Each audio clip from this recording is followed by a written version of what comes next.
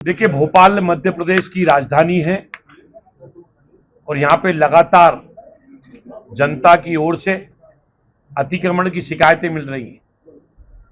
जनता की ओर से लगातार भोपाल के अंदर ये शिकायतें मिल रही हैं कि शहर के प्रमुख मार्गों के ऊपर कुछ लोग, कतिपय लोग कंडम गाड़ी खड़ी कर देते हैं। कई गाड़ियां दिल्ली की हैं, कई गाड़ी जांच में निकली हैं वो हैदराबाद की, कई गाड़ी बंबई की निकली हुई है। अब भोपाल में किसी भी प्रमुख जो जनता के लिए मार्ग बनाए गए, जनता के लिए फुटपाथ बनाए गए, इनके ऊपर कंडम गाड़ी नहीं खड़ी रहेंगी। इसके लिए हम लगातार, ये आज हमारी चौथी बैठक हो रही है जिसमें भोपाल कलेक्टर कौशलेंद्र सिंह जी रहते हैं, भोपाल के हमारे पुलिस कमिश्नर हरिनारायण मिश्रा जी रहते हैं, सभी ट्रैफिक के एसीपी रहते हैं, सभी एसडीएम रहते हैं और सभी के साथ विचार विमर्श करने के बाद इस अभियान को प्रतिदिन भोपाल शहर में चलाया जा रहा है। जनता चाहती है कि भोपाल शहर के प्रमुख चौराहों का अतिक्रमण साफ हो, अतिक्रमण हटना चाहिए, शहर सुंदर बनना चाहिए, स्वच्छ बनना चाहिए। मैं भोपाल शहर का बेटा हूं, महापौर के रूप में भी मैंने काम किया, शहर की जनता ने मुझे सांसद के रूप में आशीर्वाद दिया है।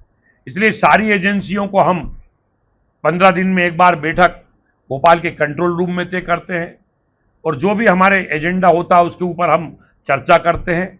आज की बैठक में जो चर्चा में सामने आया है कि जो शहर के अंदर प्रमुख कंडम मान खड़े हुए हैं उनको लगातार जिला प्रशासन उनको उठाने का काम कर रहा है और डंपिंग यार्ड में ले जाकर उनको वहां के ऊपर हम लोग स्टोर कर रहे हैं। आने वाले समय में हमने आरटीओ भोपाल से कहा है कि जो डंपिंग यार्ड में जो गाड़ियां एकत्रित हो रही है उसमें कौन कौन सी ऐसी गाड़ी हैं जो प्रदूषण फैलाती हैं, जो केरोसिन से चल रही हैं, इनको भी क्रैश करने के लिए नियम बनाए जाएं, पॉलिसी बनाई जाए। नियम के अंदर नियम है, इस प्रकार का एक्ट में प्रावधान है, वो पॉलिसी भी लेकर आए। अगली मीटिंग में आरटीओ भोपाल ट्रैफिक पुलिस से चर्चा करने के बाद इस पॉलिसी को लेकर आएंगे। जो चोरी की गाड़ी हैं, जो खराब गाड़ी हैं, जिससे शहर का पर्यावरण नष्ट होता है, ऐसी गाड़ियों को क्रैश करने का, नष्ट करने का काम जिला प्रशासन नियम के तहत करेगा। दूसरा, आज जो बैठक में चर्चा में आया है कि यातायात में कई बार देखने में आया है कई लेफ्ट टर्न है, जिस लेफ्ट टर्न के कारण कई बार भोपाल शहर के प्रमुख चौराहों का यातायात बाधित होता है। ऐसे चौराहों को भी चिन्हित किया है, कौन से चौराहे पीडब्ल्यूडी के हैं, कौन से चौराहे नगर निगम के हैं। आज हमने वो सूची को चिन्हित किया है। कुछ जो चौराहे पीडब्ल्यूडी के थे वो पीडब्ल्यूडी विभाग को हमने वो सूची सौंपी है और जो चौराहे नगर निगम के हैं वो सूची हमने नगर निगम को सौंपी है कि आने वाले समय में इन चौराहों के लेफ्ट टर्न को व्यवस्थित करना है।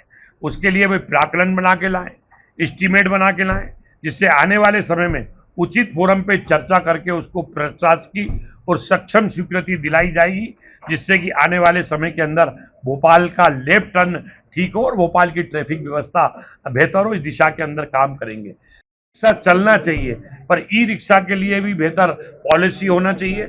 उस पॉलिसी के लिए दिशा के अंदर भी कलेक्टर भोपाल के मार्गदर्शन में काम हो रहा है और आने वाले समय के अंदर ई रिक्शा भी के लिए भी कुछ मार्ग चिन्हित गए हैं, कुछ मार्गों को प्रतिबंधित किया गया है। इसके लिए हम दिल्ली के मॉडल का भी अध्ययन कर रहे हैं, बंबई के मॉडल का भी अध्ययन कर रहे हैं, हैदराबाद के भी मॉडल का भी अध्ययन कर रहे हैं। रेलवे स्टेशन के ऊपर ई रिक्शा बेहतर तरीके से संचालित हो, बस स्टैंड पे भी ई रिक्शा बेहतर तरीके से भी संचालित हो।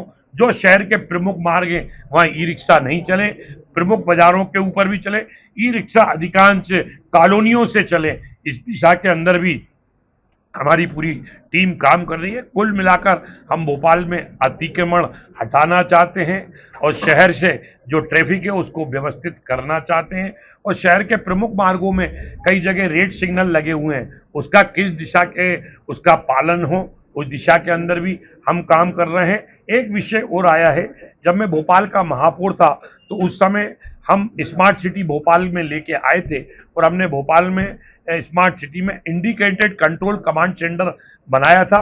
परंतु आज हमारा भोपाल लगातार 418 वर्ग किलोमीटर से ज्यादा फैल चुका है। 27 लाख से अधिक जहाँ की जनसंख्या हो गई है, कई बार क्राइम होते हैं, कई बार अपराध होते हैं। पूरे शहर के अंदर मुझे लगता है कि डिजिटल कैमरे लगना चाहिए।